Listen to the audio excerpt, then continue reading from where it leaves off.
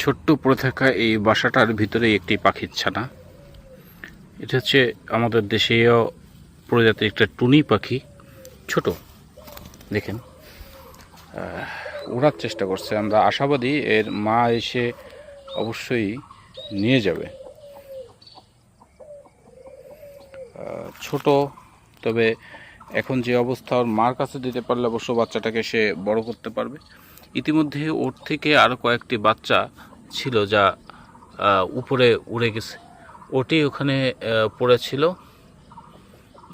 টুনি না, এটা হচ্ছে চড়ুই প্রজাতির পাখি। ওর মা ডাকাটাকি করছে, আমরা চেষ্টা করবো ওকে দিয়ে দিতে, ধরেছি।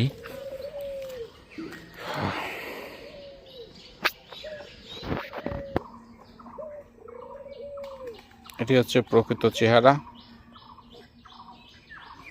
লোম দ্বারা প্রায় আবৃত হয়েছে, আশা করি খুব দ্রুতই এটা ঠিক হয়ে যাবে। প্রকৃতির ভারসাম্য রক্ষায় এদের প্রয়োজন খুব বেশি। আমাদেরও উচিত এদের রক্ষা করার জন্য।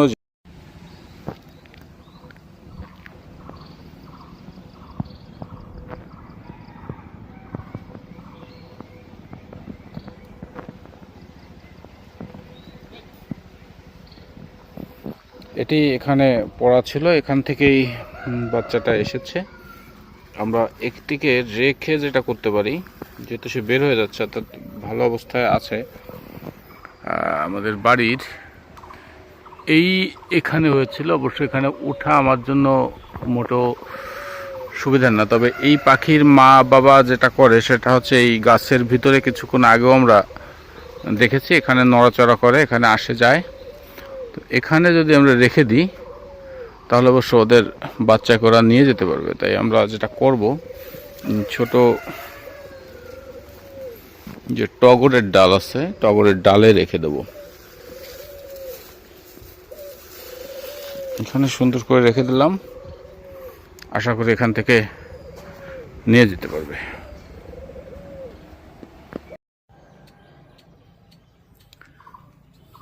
বাচ্চাটাকে রেখে দিয়েছিলাম এই পাশের টগর গাছে। তো এখন টগর গাছের সেখান থেকে বাচ্চাটা বের হয়েছে। আর সব থেকে বড় ব্যাপার হচ্ছে তার মা বাবা এখন কাছে আসা শুরু করেছে। এই যে হচ্ছে বাচ্চাটি, আর বাচ্চার মা বাবা ওই যে সামনে কাঠগোলাপ পেয়ারা গাছের সাথে আছে, ওই যে উড়াউড়ি করছে, কাছে আসতে শুরু করছে।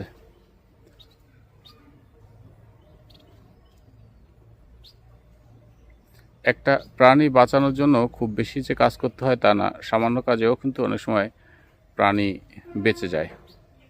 তো সেটা হচ্ছে এই প্রাণীটা এখন বেঁচে যাবে, পাখিটা। এই পাখিটার যেহেতু মা বাবা এখন আসা শুরু করেছে, কাছে আসছে, আর পাখিটাও বেশ সুস্থ সবল আছে। শুধু কয়েকদিন খাবার দিলেই এরপরে ওরা নিজেরা এটি খাবার সংগ্রহ করতে পারবে। বড় দুইটা আসা শুরু করছে, আপনারা অবশ্যই তাদের কিচিরমিচির শব্দ শুনছেন গাছের ফাঁক থেকে। এই দেখেন,